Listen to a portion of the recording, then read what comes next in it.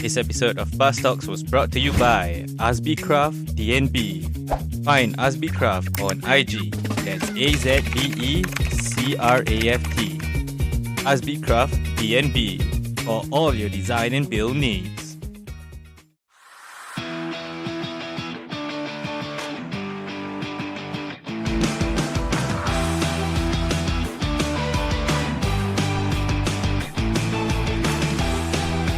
Baztalks. Let's talk football. Hello, welcome to Baztalks, and my name is Baz. And in this episode, it will be an Arsenal special. But before we get to that Arsenal special, let me introduce the team. Coming in from the Philippines is our man who's roving around for work, Mr. JB. Hello. And funny enough, today I just got back from Bangkok for another work trip. Oh, you got back from Bangkok. I thought it was Philippines. No, it's usually Philippines, but today this time was special, was Bangkok for a conference. Okay. And then the man that stays in the West, the land of the free, Mr. Michael. How you guys doing? Apparently, Okay, Michael. you guys doing alright? Yeah, doing okay. Not as good as you, but sure. And then the last co-host here, we got the full team, the full complement, the man who supports Manchester City, John. Hello. Okay. Man City flying, yo. Oh, Man City flying. Oh, I heard the former manager of Arsenal was seen at Man City today, correct? Yeah. How fitting for this episode, right? Oh yeah. Because we're gonna talk to the man. Yeah, and we're gonna talk to the man. He was here, and that's a good segue that we can bring. He was here when Arsenal was flying high. He didn't want to record again because I felt bad, and basically I thought it was like pantang anyway. But he's back in the off season with things to share. Ladies and gentlemen, please welcome Ice. Hey, hello guys. Oh, graded now got clap all. Oh wow, thank you. Ice, hey, dude, welcome back. It's been I think one and a half year. No, maybe 1 year, one season. Yeah, I think it's a year. It was last season that I last spoke to you. So Yeah. that's why we have you here today. Nice. Is to really, because your episode was one of the most not one of the most, is still the most listened to episode wow. on Baztalks, and hopefully today with you on board, we will try and break and increase Baztalks a little further. But of course, before we talk about the football, Yes. let's catch up with you. So, Ice, maybe you can share with us. I know today, I don't know whether I can say this, you an audition. I hopefully it went well. Thank you. And also recently, I think last week, you had your Actors Cafe. Maybe you want to Yeah. share with the listeners and of course with us. How was it? How was your experience and whatnot?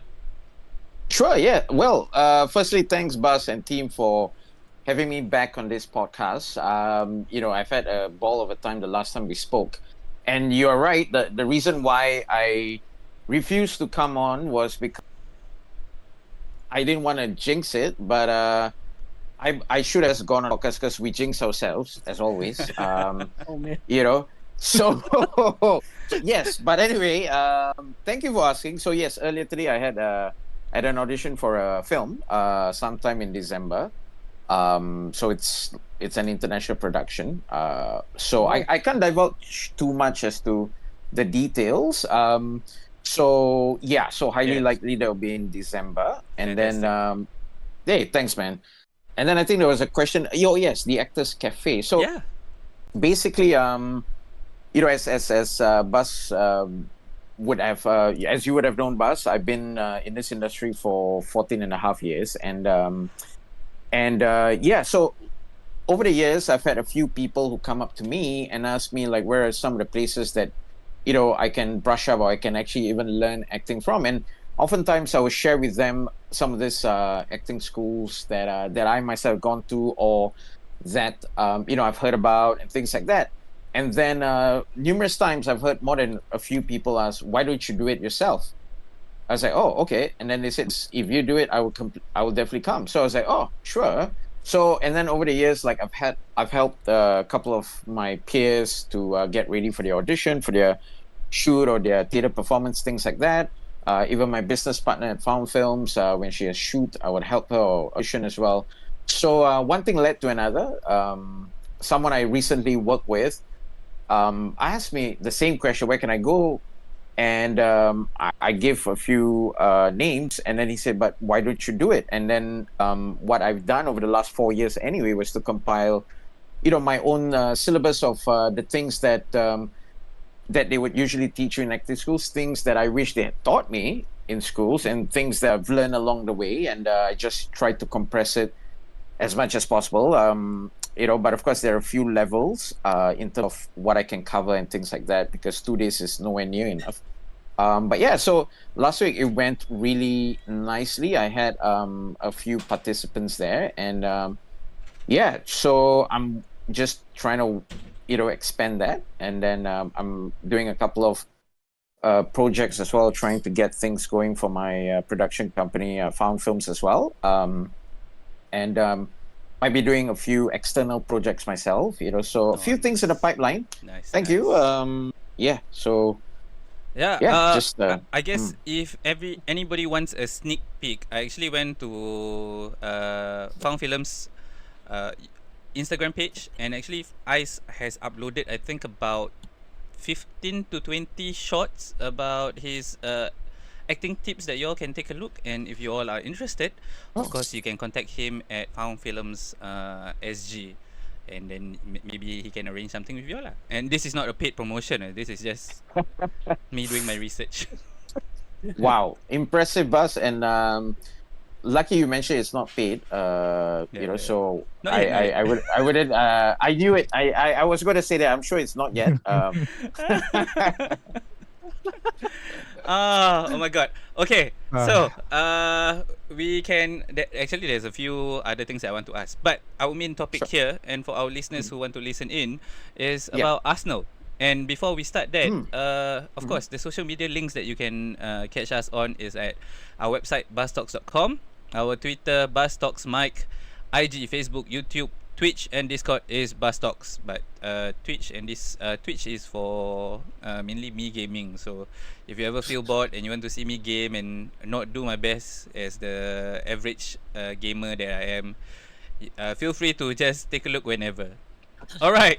Let's get to the chunk of the show. So, all right. Let me start. Ice. So, the first question that we gotta ask is definitely I think this is the Mike. You can jump in because you're also an Arsenal fan. Current thoughts on Arteta, and what's the progress so far that you've seen? And are you satisfied? Or? Well. Okay, so how do I put this, right? I am a few weeks ago, after our elimination from the Champions League semi-final against PSG, I'm not even joking. A lot of people think I was, right? I was very close to having a mental breakdown.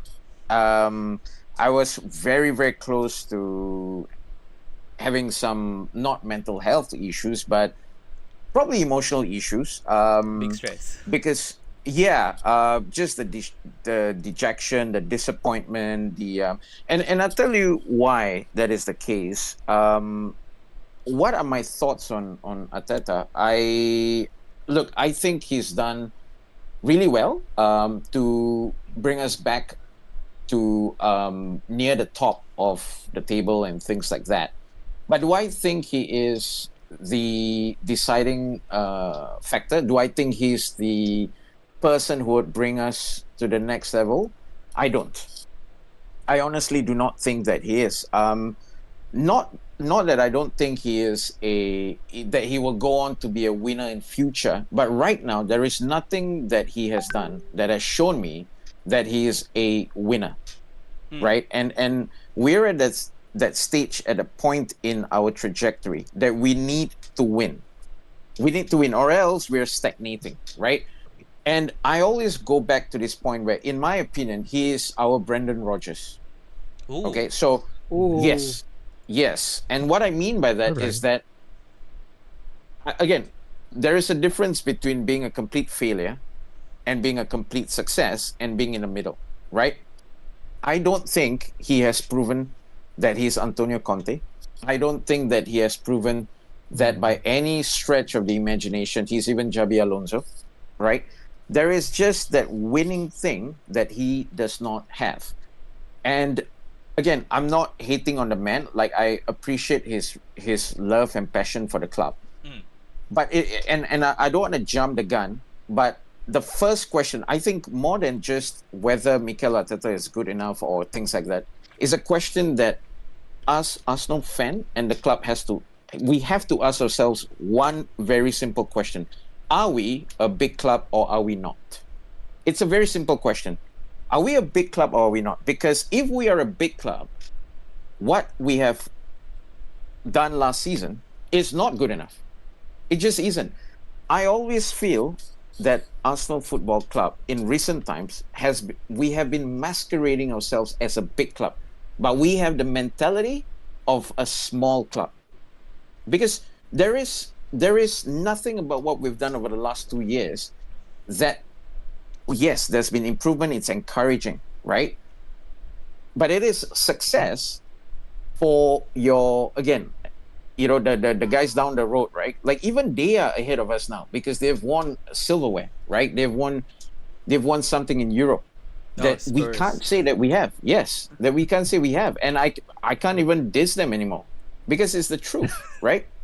And so, like, to me, and I'm not jumping the gun, going back to what are my thoughts on Arteta, I mean, he is, again, his transfer track record has been mixed. He has, a lot of people would talk about, his signings like Odegaard and all these guys, but they say, okay, he's also the guy who signed Pablo Mari. He's the guy who, again, Kai Havertz was signed as a central midfielder, failing which he moved Kai Havertz up front and then refused to sign someone in January transfer window. And we called it.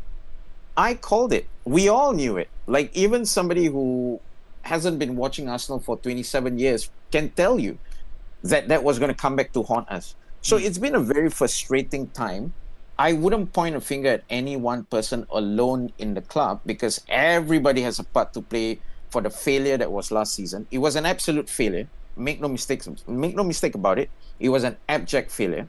Unless, of course, Arsenal Football Club is now happy being second place and semi-finalists, which in the first place we moved to the Emirates not for that, then it's a failure. It's as simple as that, right? So I don't think Arteta is the man to bring us success. I really don't. I'm not begrudging him. I'm not saying he's an awful person, but it is what it is. We've seen it. We have seen it, and it speaks for itself. What happened last season? Can I ask something? Two important questions. So, Yeah. next season, what would you prefer? Champions League or Premier League?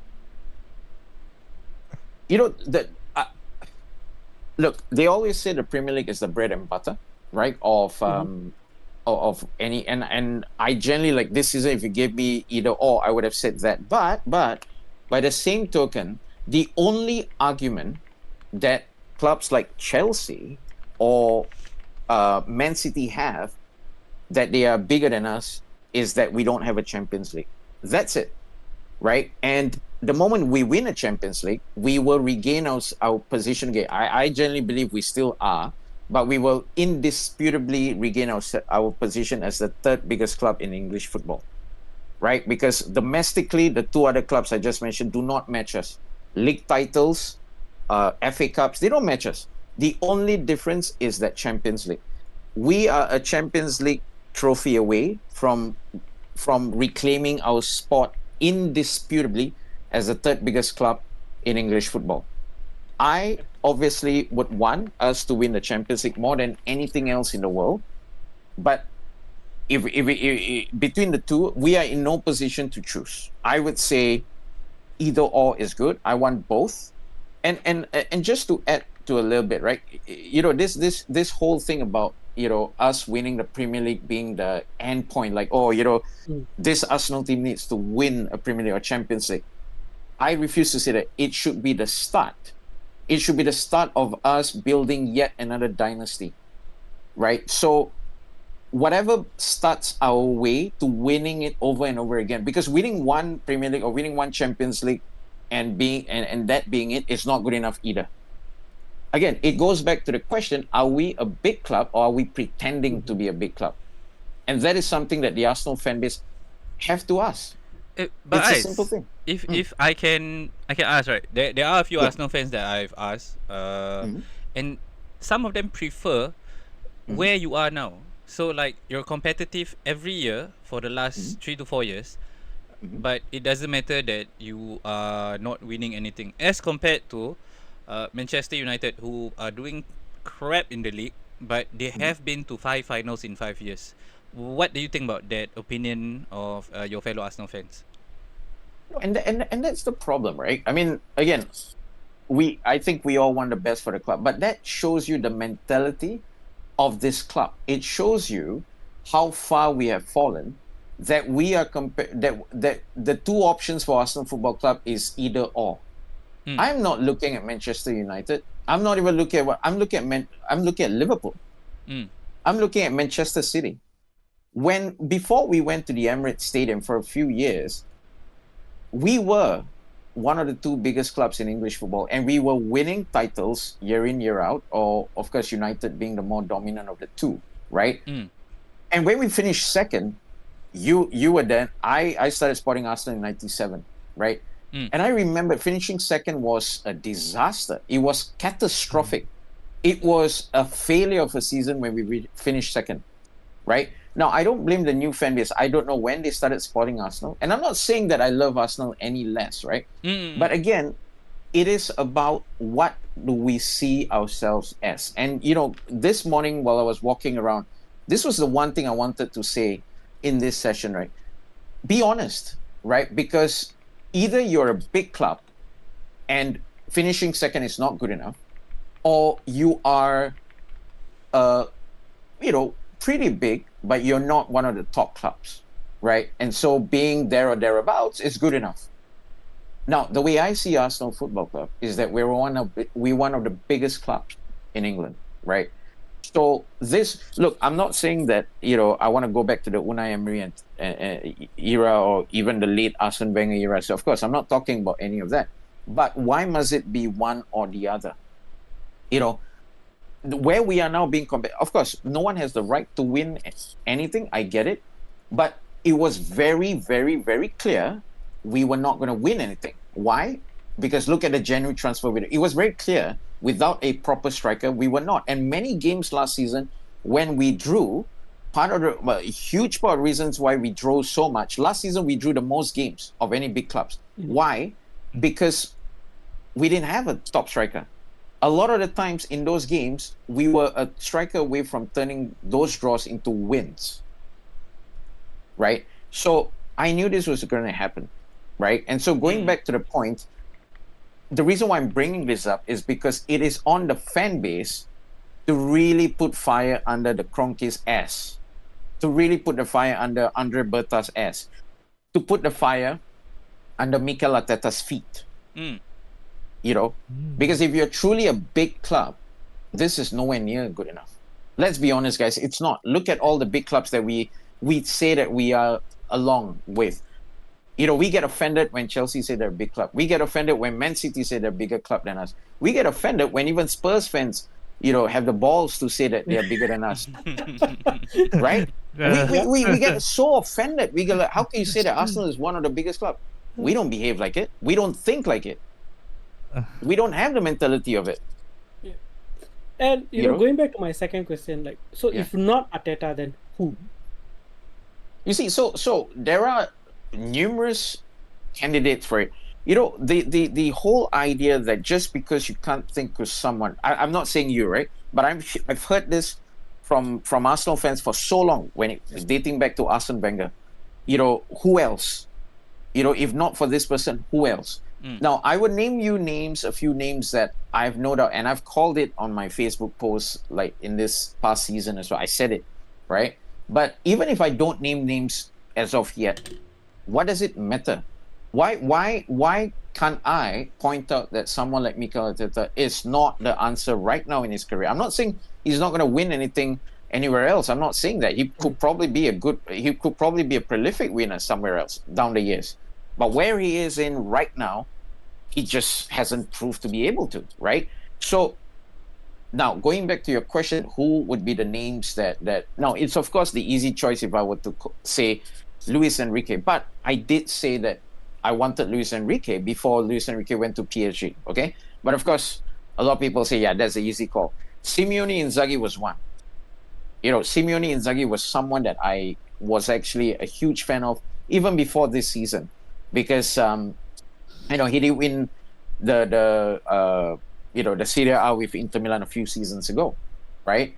So he was definitely someone that I would have definitely gone for, Simeone. Simone Inzaghi. Oh, Simone Inzaghi. Sorry. Inzaghi. Did I say Diego Simeone? You might have said the correct one. I might but because I'm a big fan of Diego Simeone, right? The moment I heard Simeone only, I like, oh, is it? Yeah, I know. And going back to Diego Simeone, I would for a long time I said I would bite your hands if there's a chance to get him. And then you see Arsenal fans turning up the nose and say, oh yeah, but he doesn't play the football that we The Arsenal way. Yeah, they say, like, honestly, right, with all due respect, who the hell are we to actually turn up our nose against a 2-time La Liga winner, against a man who has won 2 Europa Leagues with Atletico Madrid, a man who broke the dominance, a complete dominance of Real Madrid and Barcelona? Who are we, man? Like this arrogance, like, again, I don't understand it. Like, it's either you want to play the pretty football and not win and I tell you what we have become. We have become the Borussia Dortmund of English football. That's what we are. We are the Borussia Dortmund of English football. We are the bottlers. Look at Borussia Dortmund a few seasons ago. They bottled Champions League final true. bottle. Wow. That's true though. Yeah, we are the Borussia Dortmund of. I used to call us the Atletico Madrid of English football. I can't even say that anymore because we don't win the league. We are beneath Atletico Madrid in terms of recent times. We don't win the Europa League. We don't win the Copa del Rey more than once. We are the Borussia Dortmund of English football. That's who we are. Okay, right? but I mean, arguably, there are going to be some fans that say, hey, your argument against Europa League doesn't make sense. Because Why? in that sense, because you are qualifying for Champions League every season and the new Champions League format doesn't allow you to drop into Europa League. So, True. in that sense, it's a, how to say, it's not a fair argument in that sense, or are you saying that you prefer that if Arsenal ended up like lower in the table, and then they qualify for like the Conference League or the Europa League and they win No. either? No, Would I you don't. prefer that? No, definitely not. I mean, I would not trade that for that, right? But Yeah. what I'm saying is to turn your nose up and think you're better than a Diego Simeone. To turn Okay. your nose up and ridicule Tottenham Hotspur and Man United for being in the final. And it pissed me off. Like, people like, oh yeah, I'd rather be in the Champions League semi-final than actually have a chance of winning the Europa League. Like, dude, the only thing that's better than winning the Europa League is winning the Champions League. The only thing that's better than getting a Diego Simeone is that we don't need a Diego Simeone to win the league. But we haven't. Who are we to turn our noses up? Okay. Is my point. I hate to say this, right? And I'm one of them, and I might catch some flack, but I'm saying it as it is because I've had enough. If you look at it, right, we Arsenal fans, and I'm talking generally, I'm not talking specifically, right? Yeah. If someone say you are the most delusional fan base there is out there, I can't find many ways to disagree with a person, because we can't put our minds up whether we are this or we're that. Finishing second, being in the Champions League semi-final, it doesn't make us it doesn't make us winners, does it? It's not. Right? And then when we have suggestions like, oh, somebody like Diego Simeone should come. Oh no, he doesn't play the sort of football. Yeah, but we will win. Yeah, but we are Arsenal. We should win a certain way. Like, what? We don't even win. We don't even win any, in recent times, we don't even win major trophies. What are you talking about? The first step to even having any shot of that is that habit of winning, which we don't. We don't have the habit of winning. Now, am I ever going to trade our position with, United, in 17? I'm not saying that. But then again, why am I always comparing against the worst case scenario? And I think I said this the last time I was on your podcast. I said, why is it that we are always comparing against the worst case scenario? Why are we not always comparing against the best case scenario, which is Liverpool, which is, Man City? The reason why they are the way they are is because the mentality of the fans, because they would not accept anything less. And it's a feeling that you must have in the club. You know what I mean? And I'm just like, I would have Diego Simeone in a heartbeat. We need to recover that winning mentality. We need that extra something for that leap from being the almost champions to being the champions. You know what I'm saying? Like The winning mindset, basically. Yeah. the winning mindset. Absolutely. You know what I mean? And so, to answer your question, any winner, man. Like Antonio Conte, hell yeah. I'll get Antonio Conte any day. Any day. But again, going back to the whole thing where, after the whole Champions League semi-final defeat, and after we screwed up the league way before the end line, the finishing line of the season, when someone asked me like, are you done with Arteta? I say I am. Like, I was done with him. I'm like, he should go.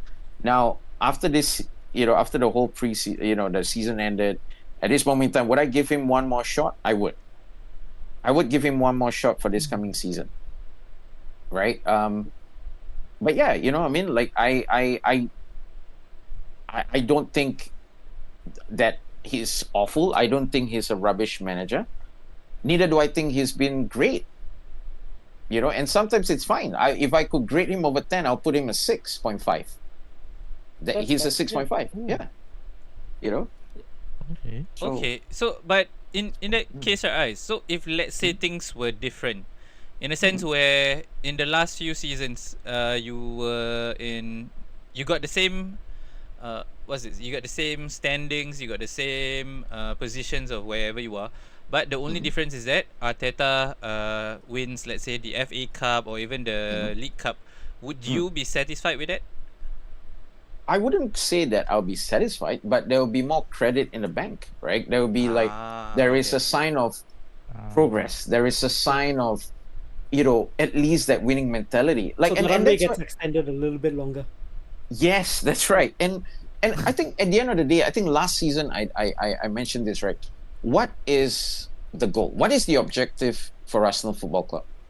The objective of Arsenal Football Club is to win the big trophies. Right? I mean, that's the point.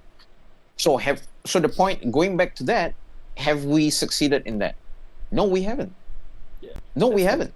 Right? And so to me, it's like, do I have to be the biggest critic of Mikel Arteta? I mean, I was when my emotions were high, but do I have to be the biggest Arteta hater, as they put it? No, I don't. But do I also have to be the biggest defender of Arteta? No, I don't. Like, these extremes of positions, it's not necessary all the time. I'm calling it as it is, right? He's not a 3 or 4 over 10. Neither is he a 9 or 10 over 10. He's a 6.5.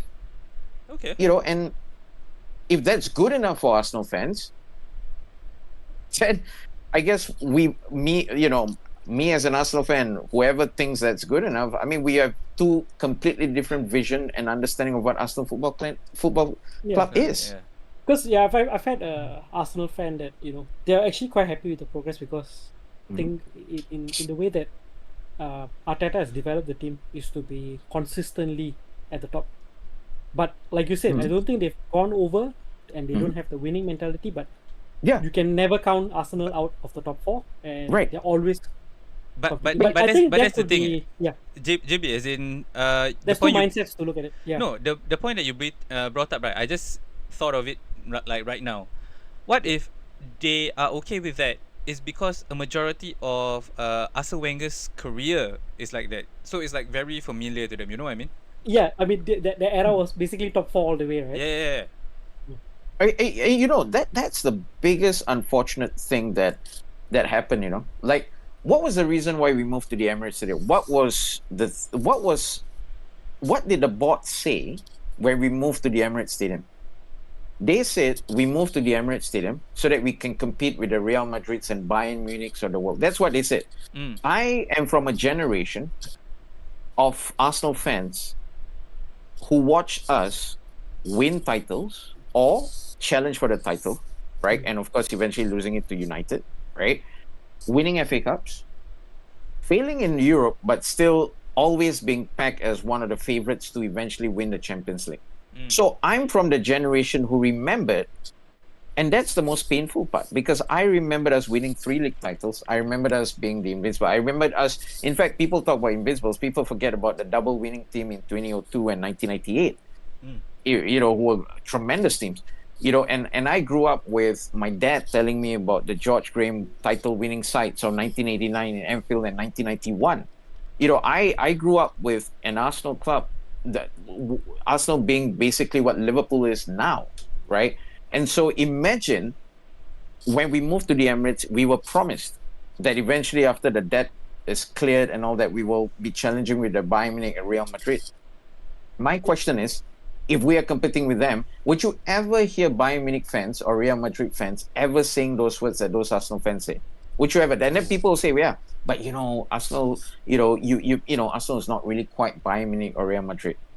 And then the next moment, these fans will get very, very upset if people say Arsenal have a bottlers or a small club mentality. So it's either or. Like, are you a small club, a middle club, or are you a big club? I have always, and I will always look at us and demand of Arsenal Football Club as one of the biggest clubs in England and in Europe. I will always demand that. So all this like challenging and all of that, I get it because we were from a shitty place. But I guess it came from a generation of fans who have never seen what I saw with Arsenal. They grew up in a completely different time, right? And so to me, it's like, I'm not blaming them for it, but basically our vision of what the club is vastly different. It's like United right now, right?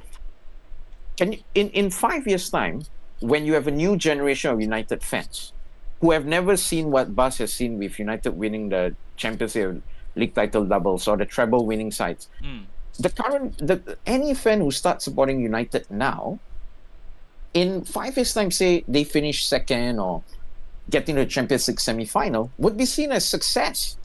Because, oh, I remember United finishing 17th. But to you, Buzz, that will never be it. Like, you would trade anything to get to the Champions League semi-final in a few years' time. You would trade, you know, anything to be fit to finish second in the Premier League in 5 years' time. No doubt you would, as compared to where you guys are now. Oh, but my question is, would you be happy to stop there? I mean, if you ask me, and it's been 10 years since Alex left, and seeing the trajectory of the club and the mentality of the players, I am not hoping for that to change soon. But with you, I agree that my expectations as compared to the new fans are a lot different, because to me, I've fully subscribed to the Sir Alex way of doing things, which is you win this season, you celebrate, but then you get back to work and you do it again, because next season is not a promise. And I guess I agree in line with you as a fellow footballer of my fellow football fan of my club, that you got to have that change in mentality before you start winning. Yeah, and of course, like, having said that, you know, would you ever turn down the chance of finishing second and going to the Champions League semi-final in 5 years? You won't. Yeah. Of course you won't, right? You would just, that thought will make you happy. You're right. You'd be so like, wow, like if that happens, I will do anything. But then 6 years from now, 7 years from now, 8 years from now, would you be happy if that's consistently the case? You won't, because you remember the time when United won things. Yeah. Right? And so there's a difference between being happy with it and being okay with it, right? The question is, am I happy with it? I'm not. But does it mean that I want to go back in time? And no, of course not, right? So my expectation of Arsenal Football Club is vastly different than a new generation of football fans who have never seen Arsenal win the league, let alone win league titles every other year. Winning doubles. Swatting teams aside 5-1, 6-1, 7-1, which we used to. So yeah, some of the biggest clubs in Europe fearing us at the time, wanting to avoid us. I still remember, in 2002, Bayern Munich was so worried that they had to face us.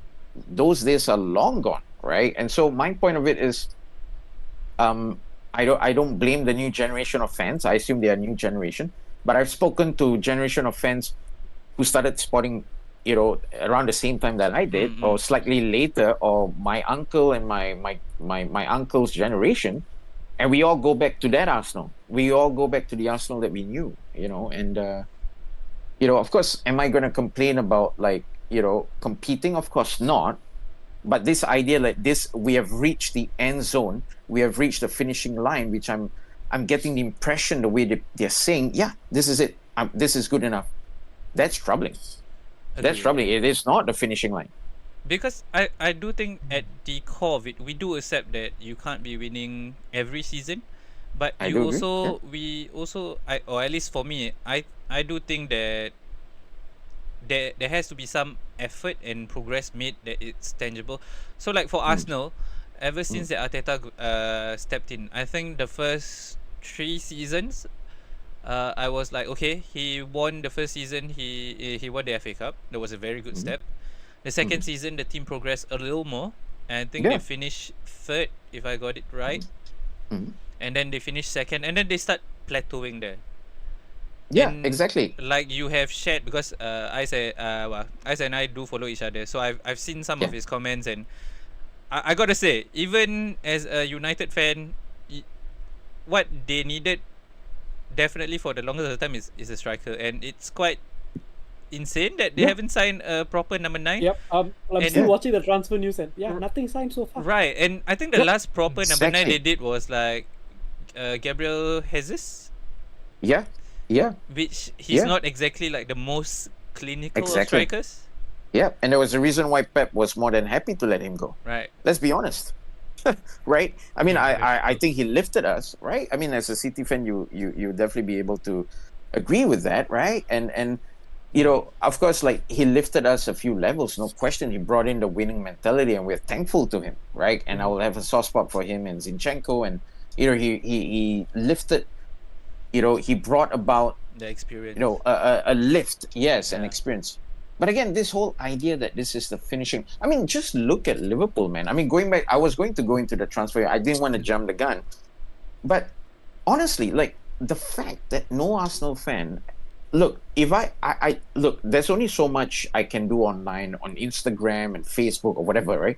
But it's troubling to me that no Arsenal fan in London, in North London, are carrying out any sort of protest right now. You look at Liverpool, a team that ran with the title, partly because we screwed up, right? Let's be honest, but also partly because Liverpool were fantastic. I said they deserve to win the league title, no question, right? They have made 3 brilliant top signings, and this is a team that just won the league, by the way. They got Florian Wirtz, they got Jeremy Frimpong, and they've got Milos Kerkez, right? Look at Man City. They got Cherki, they got Ait Nouri, right? That's a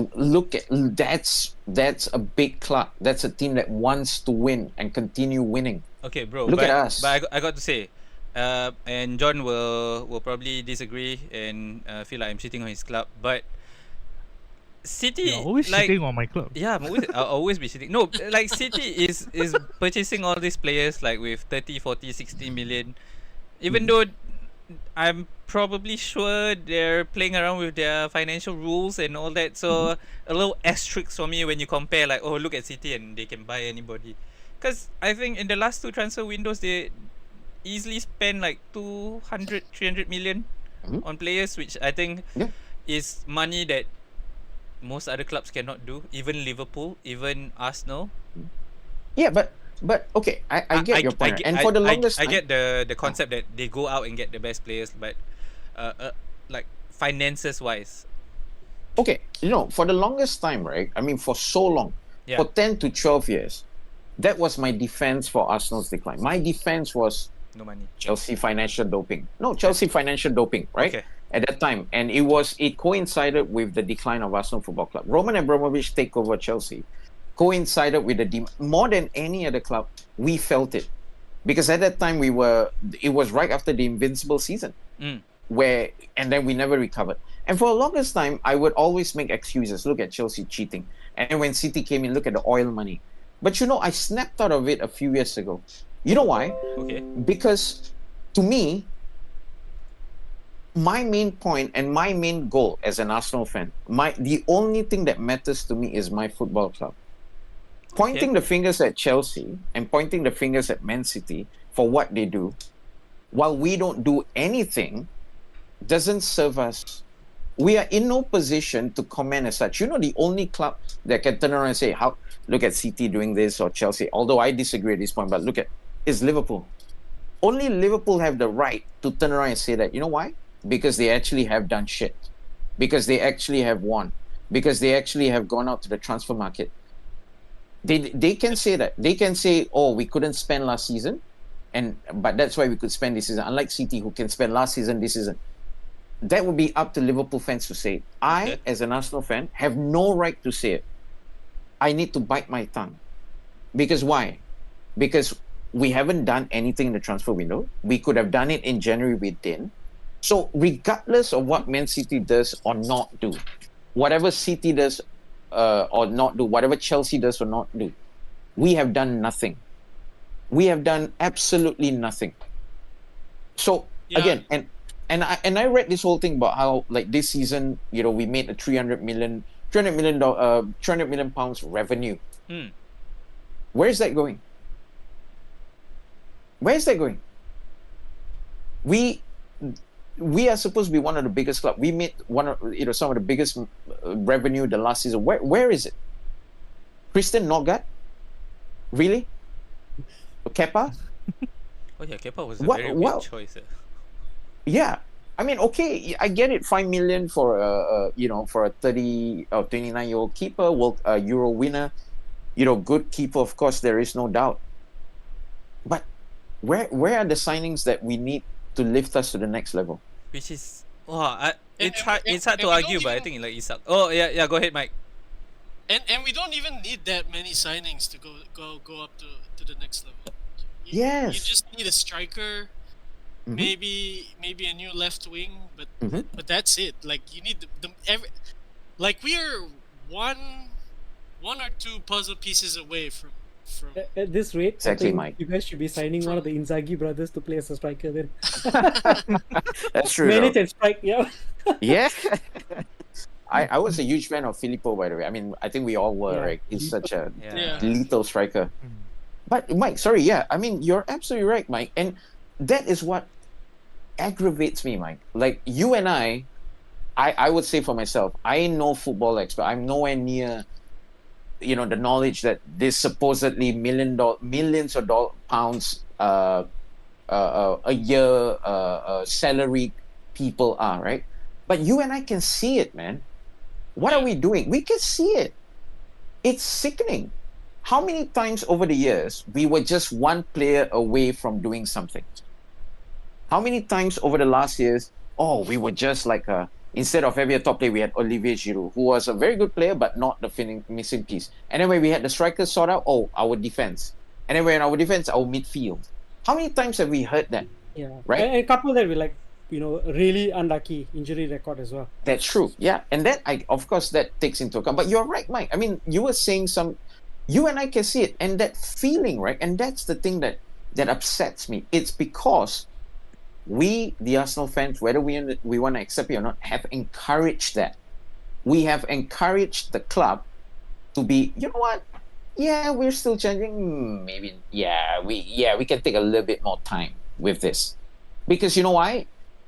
They look at the fans and, okay, I guess I mean, whether they realize it or not, not much sound. Okay, all right. But can you imagine that the fans start making the board and the owners accountable? Can you imagine what would happen? So to me, it's like there's so many things that needs to change within the club for us to take the next level. But yeah, I mean, going back to it, it's just deeply frustrating. Look at this transfer window, and that's why I just switch off. I'm like, I would always get incredibly frustrated and angry. It would affect my mood just looking at the stupid thing.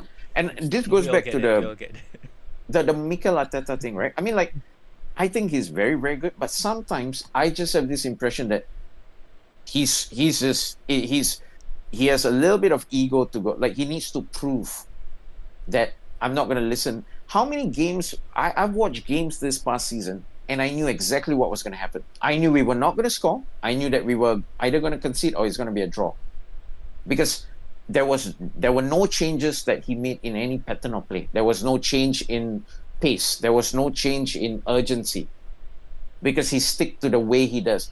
We are very good. On our day, we are unbeatable. But by the same token, when we're shit, we're absolute dog shit.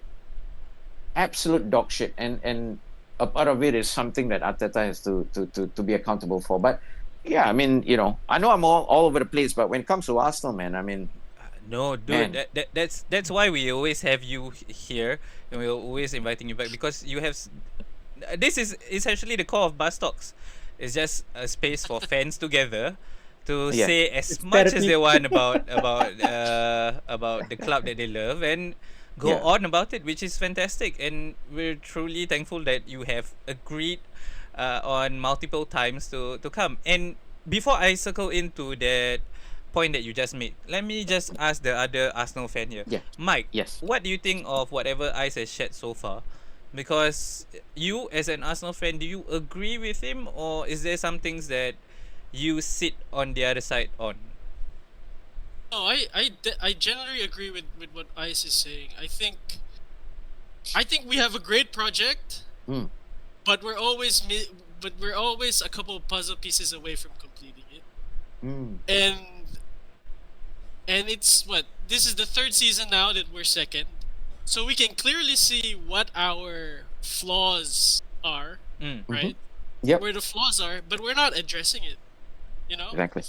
There's no change in, like, you know, like a guy like Jesus. Yes, whenever he plays, we always go up a level, but the problem is he's not fit enough to play the whole season. So after a while, it should be obvious that we should be going in for a striker, because, you know, that will obviously, you know, bring us up, but there's no movement there, right? Yep, exactly. So all these seemingly obvious things that they could do to improve, they're just not doing it. Instead, we're going for another midfielder, we're going for another center back, we're going for another keeper. It's like, it's right there. The answer is right there. And that's really the most frustrating part. No, okay. But to the point of that transfer, one of the transfers that I saw that Arsenal were going to get is Martin Zubimendi, which I believe, if I recall correctly, Ice, you were the one that mentioned him, I think last season or 2 seasons ago, that Zubimendi is one of the midfielders that you'd love to have at Arsenal. Would you trade Zubimendi, like, you know, we don't get Zubimendi, but we get a striker like Isak, for example? I want both. No, bro. The question was if you can choose one or the other. Well, the reason why I say both is because Jorginho left. And we need depth. And Partey is leaving too. Yeah, exactly. You're right, Mike. Right? Like, So regardless of whether we get either or, the question is we do need to recruit. You know, and even before this midfield issues, or rather the departures, we had already needed the striker replacement, as what we spoke about earlier. So we need both. Okay, but if right now the board comes and say, Ice, you choose either a striker or a midfielder. I understand the midfielders are leaving, but which one would you rather have? Striker. Okay. Striker. What about you, Mike? Yeah, no, I agree. Like, if you, for example, if you look at a team like Newcastle, for example, they're playing with 2 8s rather than a single 6. So Mhm. so it's easier to like tactically compensate for not having a 6 versus tactically compensating for a striker. You know, it's Yeah. easier to compensate, A striker that gets you goals, you defensively. mean? Yeah, but you can't really do much to get your striker to scoring goals with Yeah. tactics. Yeah. It's one of those things that it's either you have it or you don't. Yeah. I agree. Brilliantly put, man. You're right, Mike. Yeah. I agree with Mike completely. You know what I mean? Like, and the thing about it is that, in our ranks, I mean, I know Jorginho, I mean, he was aging, but depth. Partey would be a big miss, but, unfortunately, he's a certain age. I get it. And in an ideal world, we need to replace both and get a striker. But going back to your hypothetical question between the two, a striker anyway, because like what Mike said, and also we have players who can fill that in quite competently, right? And what I mean by that is Miles Lewis Kelly is by trade dude, he's a good, centre mid. He's great. Yeah, he's a I like him. I saw one of the Arsenal games. He's damn good. I mean, dude, like I'm just so grateful for our youth, man. Like literally our youth has saved our butts in recent times. It have saved Mikel Arteta. It was Emil Smith and Bukayo Saka who saved our season a few seasons back. And then, now we have Miles Lewis Skelly. I'm so thrilled, but he is by trade a centre midfielder. So, we can put him in there. I mean, Zinchenko is still around, so Zinchenko can still be in centre mid. But like what Mike, in my opinion, said, rightfully, man, in my opinion, the most specialist position in any part of the field, the striker. It is the most specialized position. So yeah, we need a striker, man. We need Guys, on the question of striker, I'm going to ask you a spicy one. Yeah. Would you be okay Mhm. to take a prime Harry Kane or prime Son? Knowing that prime? they're Spurs players. That's solid.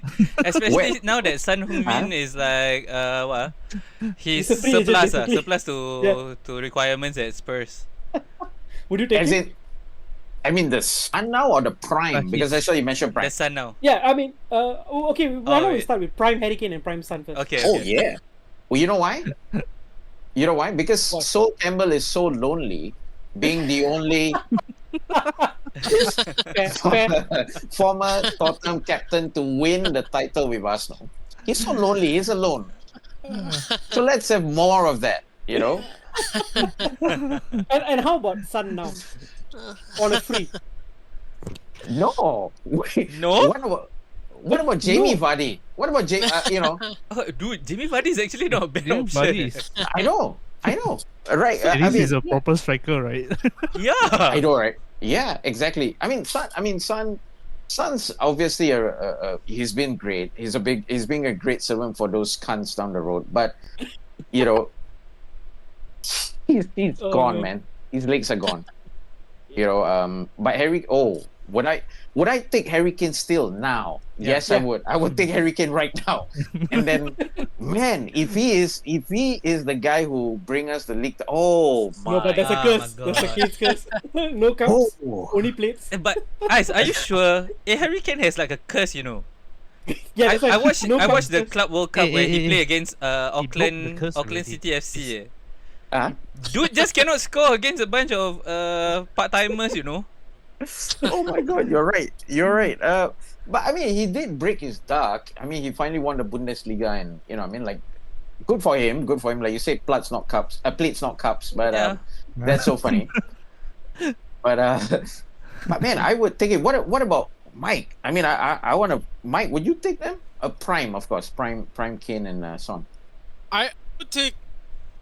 I definitely take Kane. I think. Yeah, like we have a lot of kind of second striker type players. Mm-hmm. So I think he would do well. Kane would do well. Yeah. Would That be a good finisher. fit actually. Yeah, Martinelli would, I think, Martinelli, I think, would thrive if he had Kane in front of him. That's a good call, man. That's a good call. I mean, I would love to try Martinelli as well up front. I wouldn't make him our first choice, right? But something about him for a while, I just thought he might have that with a bit more experience and game intelligence. Like he could be quite an option up front. Okay, with this in place, would like to ask, who do you think Arsenal should be targeting to get in? Gyökeres. Like, which players? Ooh, not Sesko. Gyökeres? Was it so? Yes, and I tell you why. And again, I'm gonna ask you guys for your take on this, right? But Sure. Okay. Gyökeres. Okay, look, Sesko. I've seen him. He's talented. He's a talented boy. He's a talented kid, right?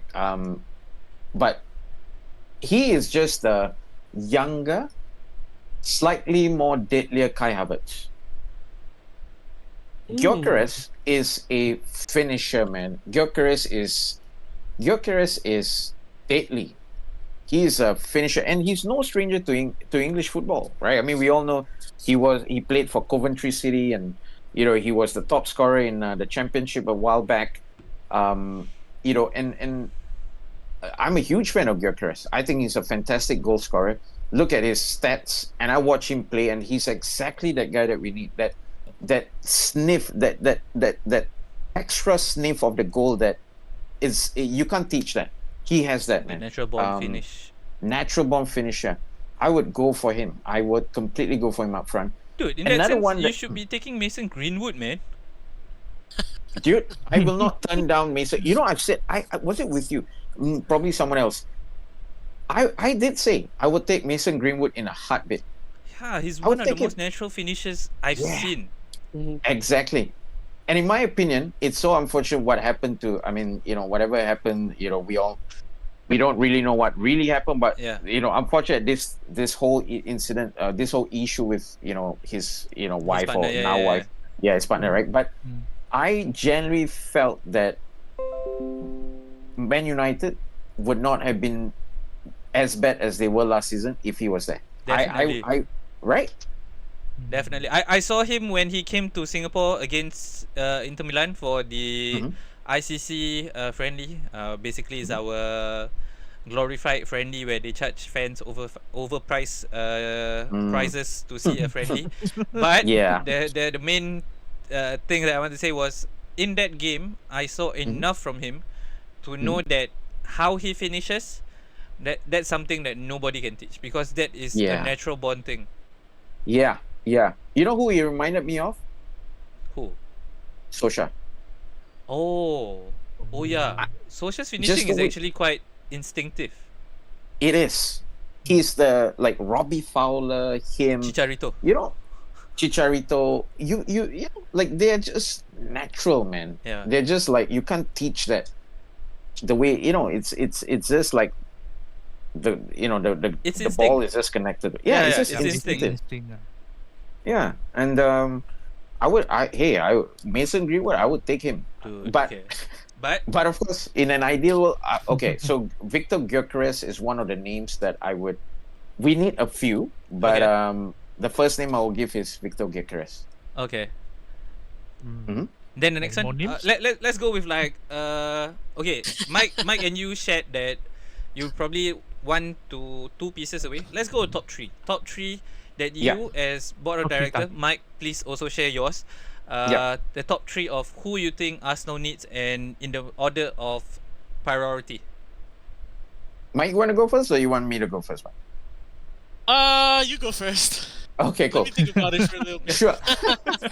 So there are 4 positions in my opinion that we need to reinforce. Okay. We need a striker. I have said we might even need 2 strikers.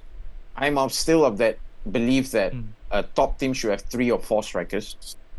But okay, I guess we live in a different time where we only play 1 up front. But okay, I'm gonna the other striker I'll put as the 4th choice. Okay. All right. So we talk about top 3. We need a striker. We need a left winger, like what Mike said, and we need a central midfielder. Right. So I mentioned Gyökeres. Okay. Now, the one name that I'm very, very happy to hear that we were linked with was Eberechi Eze. Oh, the Crystal Palace. Okay, yeah. Yeah, Eberechi Eze. Only reason why is because would I not be excited or thrilled if Rodrigo comes? I would completely be over the moon. I'm like, holy shit, it's Rodrigo. Or if it's Rafa Leao, oh my god, Rafa Leao, right? Or you know, Rafa was there what Leao. I mean, at one time, or Nico Williams. Nico Williams. I see Rafa Leao quite AC Milan coded at the moment, but okay. Yeah. Okay. Now, would I turn my nose up at any of that? No, I wouldn't. But I would love. Semenyo was another option I wanted. Antoine Semenyo from Bournemouth. I thought he was brilliant last season. Oh. Right? Okay. Yeah. But my first choice is Eze. And because not only is he clearly a fantastic player, he's obviously, there won't be much need for adaptation. He is 27. He just turned 27 today. Today is his birthday, 29th of June. He's currently at the peak of his powers. He was brilliant in Palace's run up to the FA Cup win. And guess what? He was from the Arsenal Academy. Oh. He's an Arsenal boy. He's an Arsenal fan. Yes. Okay. He was an Arsenal Academy. He was an Arsenal Academy player. He's an Arsenal fan. He's already in London. Dude, I would take Eberechi Eze any day. I love him. I love Eze. Yeah, I'll take Eze. So I've named two. Shall I pass the mic over to, no pun intended, Mike? Go on, Mike. You're on the spot now. I completely agree. Left wing, striker, and a 6, which we already got with Zubimendi. So that's already taken care of. So just left wing and striker. Eze is for sure one of the top there. Because that's really where the creativity of the team is, really, from the wings. So we need to really reinforce that left wing. And then at striker, it could be a lot. It could be Martinelli. It could be, I don't know why we're not in conversation with Osimhen, for example. I think he's a great striker. I was going to ask. It's a very interesting choice. Yeah. Yeah. Yeah, Gyökeres is also good. Ekitike is good. Oh yeah. Ugo Ekitike, yeah. But yeah, dude, I haven't decided if I have a preference, but there's definitely a lot of names there that we can go after. Yeah, I agree with you. There was one name that if PSG had not won, I would have the Champions League. I would have loved for us to have gone for him. Desiree Doué. Yeah, Doué. Yeah. My God, Desiree Doué that's is the right winger, right? The young right winger who's breaking the current stereotype of programmed footballers. Yes, and that's what we need. Yes, sorry. Barcola is also really good, I think, and he fits in that left. Yes. He's also someone I really like. Oh, Bradley Barcola, man. Like, yeah, I think both of them can play in either wing. So I think Barcola is left, right? And then yeah, but I think they can play on across the front three. Across the three, yeah. Wow. I mean, I would take either or, like Doué or Barcola. You're right. I mean, any one of those two, man. Shit. Woo. Wow. Man, then you're gonna get me lifted, really. Then you're gonna be like, okay, come on. You know what I mean? Yeah. Then he's gonna be like, and then I'll see Ice commenting on his Facebook every week. All right, this is the year. We got this.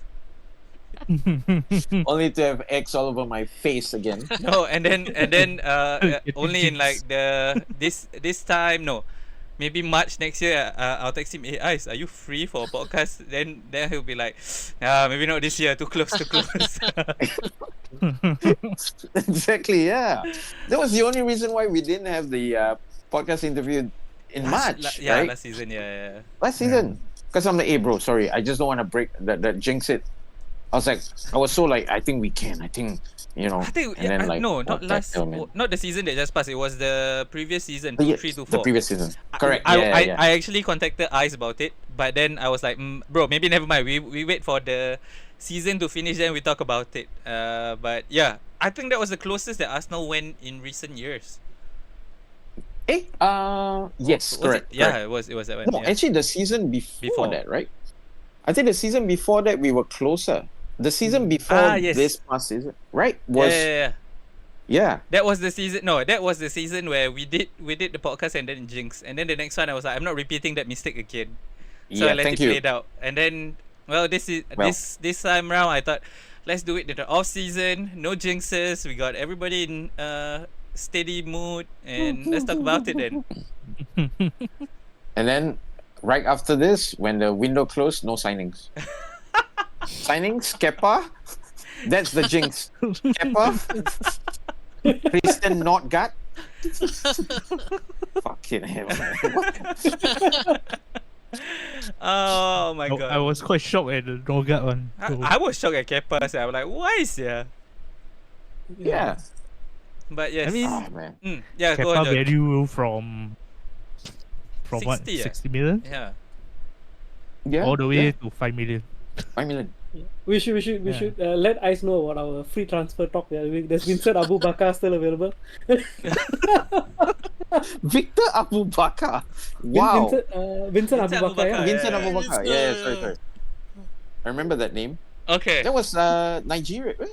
Nigerian. Cameroon. Sorry, yes. He's available on a free. oh yeah, we had prepared that. We talked about it. Yeah.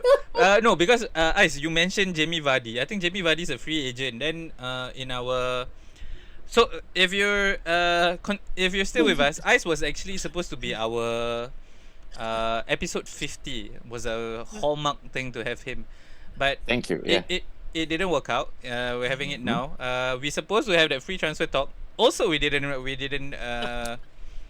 bring it up in our episode 50.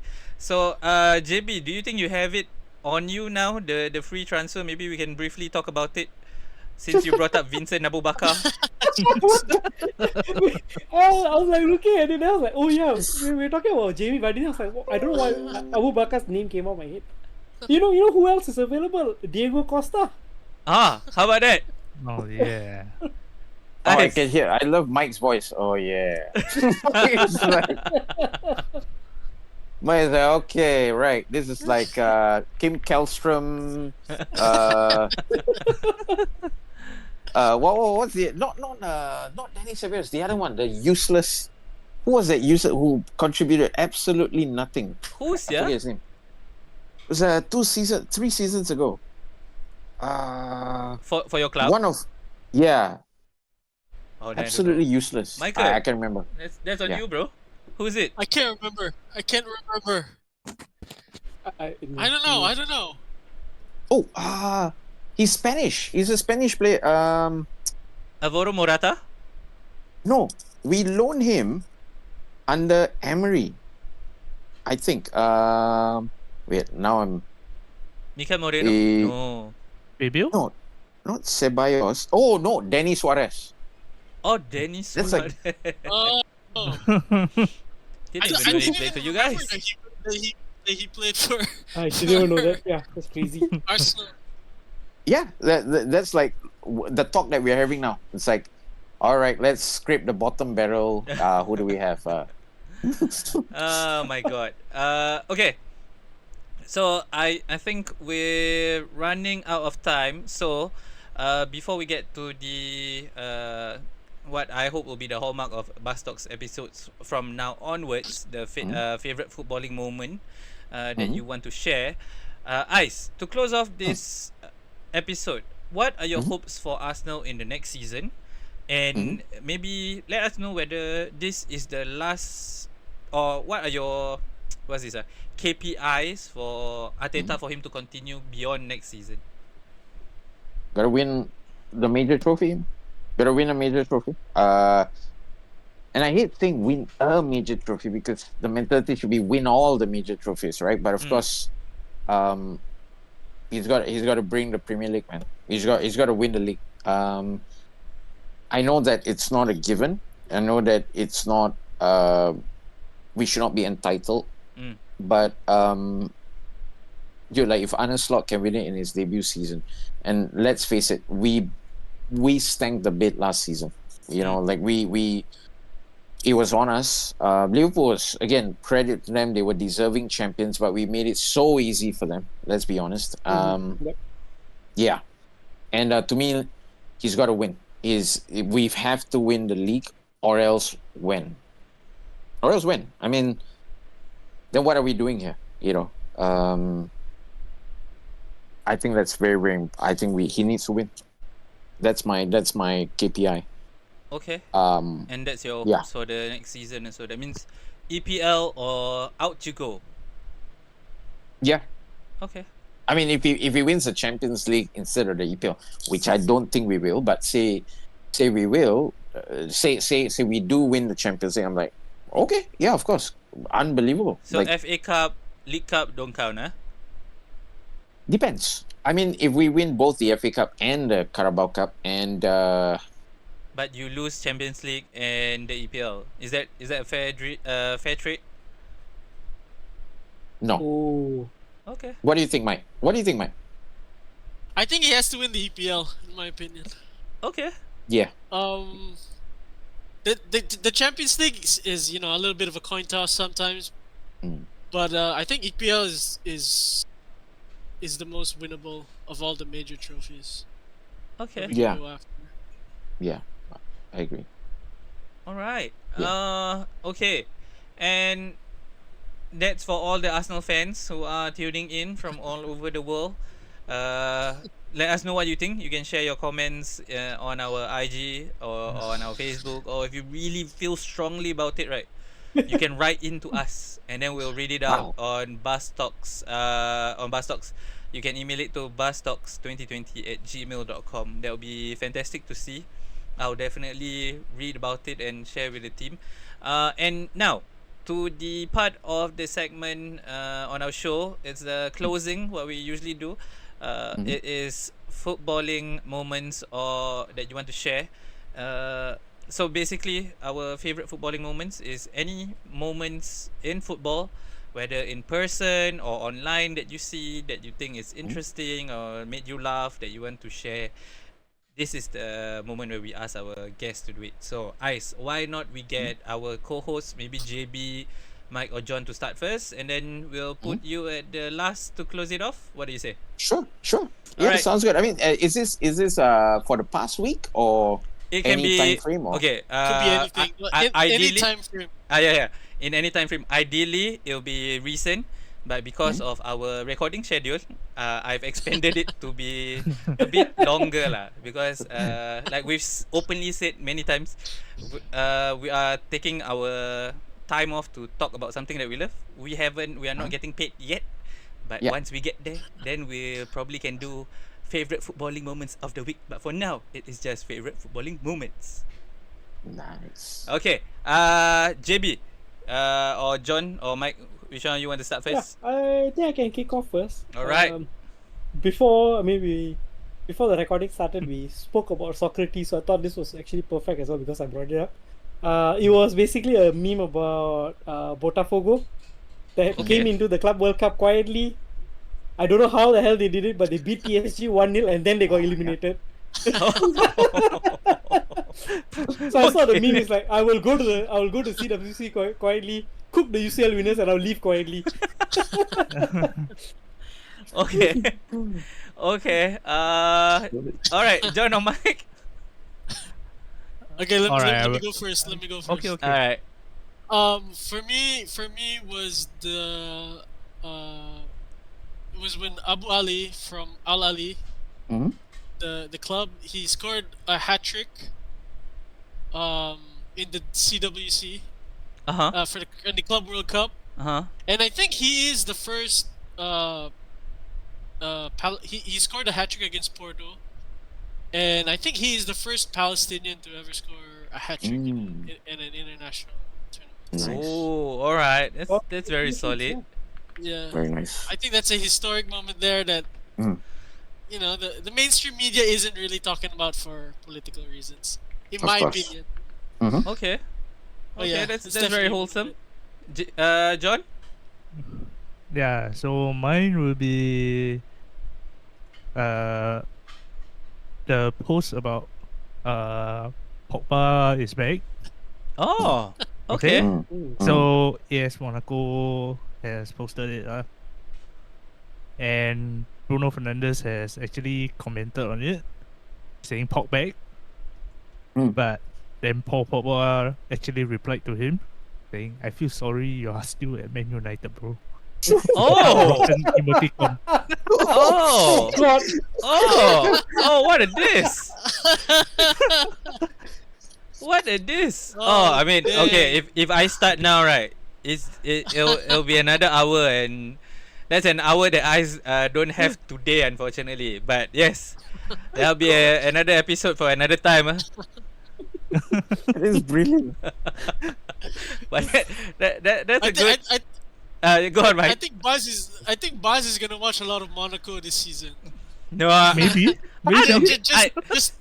Just to hate watch on Pogba. no, but I saw a meme that said that the Monaco front four are all former wonder kids that have been rejected and are going to Monaco. Yeah, but Oh. I don't think Jeez. Minamino is part of it.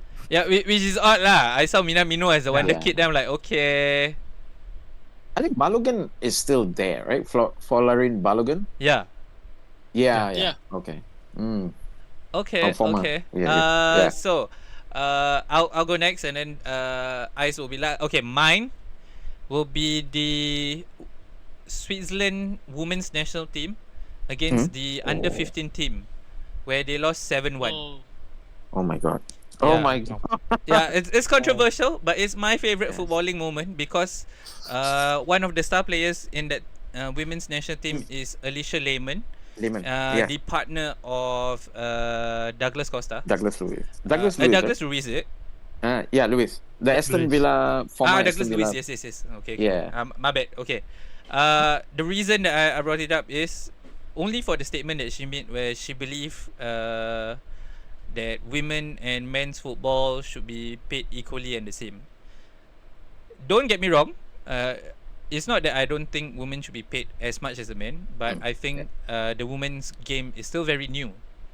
It should be grown organically, and it is growing organically. So the current players are planting the seeds for future players to be as successful. We've seen a lot of great turnout for the Women's Champions League. Yeah. A lot of appreciation in I think the recent one was the Women's World Cup held in Australia. Yeah. So it feels unfair for them, but I think it's a growing community, it's a growing league, and when you get there, you get the viewerships and the amount of money that you need lah. But the fact that you are getting beaten by 15-year-olds is a show that not there yet lah. But you know who the European champions in women football, right? Oh, I wonder. Yeah, I was gonna mention that too. I wonder who. Oh yeah, Mike. I wonder bet who. I knew it. I knew you were gonna mention it, Mike. Ah, I was seeing it God. for you. God damn! I should have brought it up. Hey, we could be learning from the women's team. You know? We could be learning. That's from true. Yeah, at least they're That's winning, true. right? That's true. Yeah. Yeah. We have one of the best, if not the best, support for women football. Arsenal. Yes, that's We true. are known as pioneers. Yeah. Which is to that core point, they got beaten tactically and of course physically. There's gonna be a difference, but like Arsenal's legend Ian Wright is a big supporter of women's football. So am I. Yeah. But all this talk about having equal pay and whatnot, if you're bringing in the views, it'll come and the pay will come. But yes, it's not fair for you now. But I think as with any major club, even now the men's football, is it fair that the likes of Marcus Rashford are earning 300,000, while those who don't get as much views, maybe in the lower conference leagues, are getting paid only 5,000 a month, or not even a week, a month? Is that fair? No, it's not. But it's the views that brings in, and it's definitely growing up in the correct trajectory. You just got to be patient, and if it's not you that is part of it, then too bad lah. You're living dreams that even some of us guys would want, but we're not blessed to be there lah. Yeah. Okay, Ice, your go. Yeah. Footballing moments of the favorite footballing moments lah. Mine is also off the field. I'm sure we all know Fabrizio Romano, right? Ah yes, Yeah. Mister. Yes. Here we go. Yes. And look, I think Fabrizio has been great in providing us updates, right? Yeah. But I find it hilarious. I don't know whether you all have noticed this on his X, because I follow him on Twitter or X, whatever Yeah. you call it, and then on his Instagram. And he has been posting non-stop about Lamine Yamal's trip to Brazil to meet Neymar. And like every day he will post 2 or 3, if I'm not mistaken, on X, right? And then there was a comment that said, how Fabrizio is twerking for Lamine, and then there's one where there was one guy who was like, okay, Lamine brushes his teeth, Fabrizio, wow, that's really, and people forget he's 17, you know what I mean? And like, because he said that before, guys, remember he's 17, you know what I mean? Like, let's not forget he's 17, so people are making fun of that. So I noticed, like, he's been posting about Lamine all the time, his story. I cannot unsee it. Check him out, like, he's been posting about Lamine. Those are dangerous games being played by Mr. Romano, huh? Yeah. I know, right? So Yeah. he's a youngster, Mr. Romano. No lah. Oh Let's my not God. let's not throw such allegations. hello. That dude is just doing his job. You know, when you No, started this, I thought you were going to talk about Lamine Yamal and the OnlyFans romantic link. So you went completely south for me. God, romantic what? Apparently, there was some like romantic link with like some OnlyFans model. Oh, wow, Is it- really? is- no, Yeah, the only, it came out in the news. That's why I thought you Really? guys were talking about it. And I was like, No, what's it- Romano got to so- do with this? So Lamine Yamal was on vacation with some type of OnlyFans or influencer. is it the 29-year-old You have girl? an OnlyFans. Yeah. Yeah. Oh, okay. Yeah. Oh, she's only. Oh, I didn't know she was OnlyFans. I thought She's- she was just. Oh, okay. So- Yeah, I mean, yeah, I read Supposedly that. she had a OnlyFans. I mean, I don't know, but supposedly she had an OnlyFans. I don't know if she still okay. had it. Mike, come on. Mike, I mean, we don't judge. Did you do your checks? I mean, was there research in that, Mike? I mean, nothing wrong. I will do my research after this as well. I'm just saying. Now we need Romano no, to no, confirm this. No, it's just no, like you. I was on Romano's. I need to read his tweets to confirm the signing. Oh my god.